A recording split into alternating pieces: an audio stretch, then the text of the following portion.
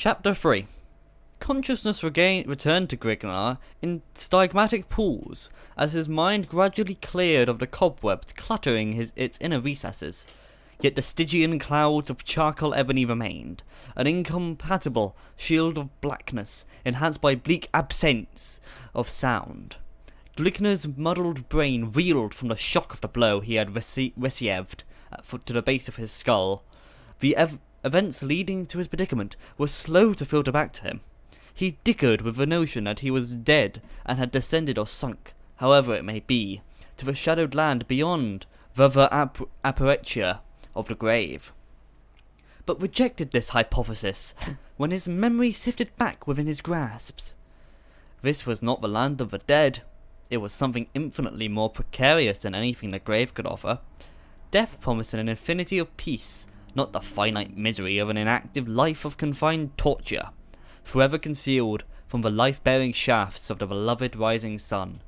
The orb that had been before taken for granted, yet now was cherished above all else, to be forever refused further glimpses of the snow-capped summits of the land of his birth, never again to witness the thrill of plundering unexplored lands beyond the crest of a bleeding horizon. And perhaps worst of all, the denial to ever again encompass the lustful excitement of caressing the naked curves of the body of a trimmed, yound wench. This was indeed one of the buried chasms of hell, concealed within the inner depths of the palace's despised interior, a fearful ebony chamber devised to drive to the brinks of insanity the minds of the unfortunately condemned, through the inapt solitude of a limbo of listless, dreary silence. A tight-rung, elliptical circle of torches cast their wavering shafts prancing morbidly over the smooth surfaces of a rectangular, rigid altar. Expertly chiseled forms of grotesque gargoyles grace the oblique rim, protuberating the length of the grim orifice of death, staring forever ahead into nothingness, in complete ignorance of the bloody rites enacted in their praescants. Brown flaking stains decorated the golden surface of the ridges surrounding the altar, which banked into a small slit at the lower right-hand corner of the altar. The slit stood above a crudely pounded pail, which had several silver-meshed chalices hanging at its sides. Dangling from the rim of golden mallet, the handle of which was engraved with images of twisted faces, and grooved at its far end with slots designed for snug hand grip. The head of the mallet was slightly larger than a clenched fist, and shaped into a smooth oval mass. Encircling the marble altar was a congregation of leering shaman, eerie chants of a bygone age, originating unknown aeons before the memory of man, were being uttered from the buried recesses of the acolytes' deep lings. Orange paint was smeared in generous globules over the top of Fru priests' wrinkled shaven scalps, while golden rings projected from the lobes of their pink ears. Ornate robes of loose Kior purple satin enclosed their bulging torsos. Around their waists, with silvered silk lashes latched with ebony buckles in the shape of a morose, misshapen skulls.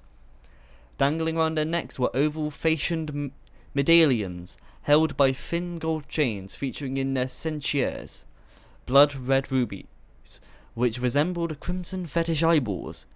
Cushioning their bare feet were plush red felt slippers with pointed golden spikes protruding from their tips.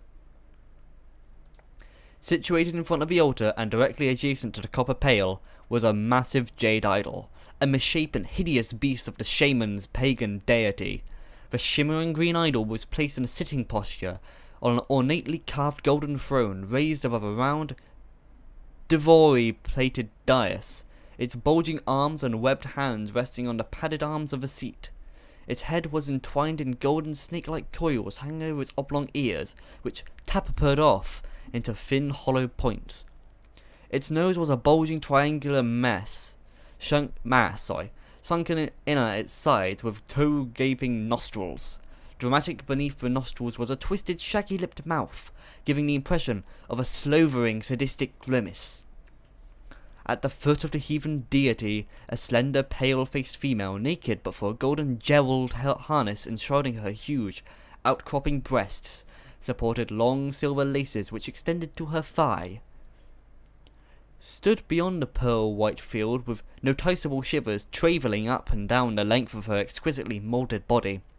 Her delicate lips trembled beneath soft narrow hands as she attempted to conceal herself from the piercing stare of the ambivalent idol. Glaring directly down towards her was the stony, cycloptic face of the bloated deity. Gaping from a single oblong socket was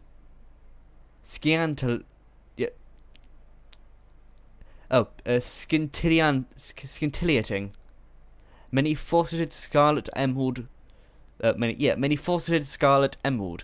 brilliant gem seeming to possess a life of its own. A priceless gleaming stone capable of domineering the wealth of conquering empires. The Eye of Argon.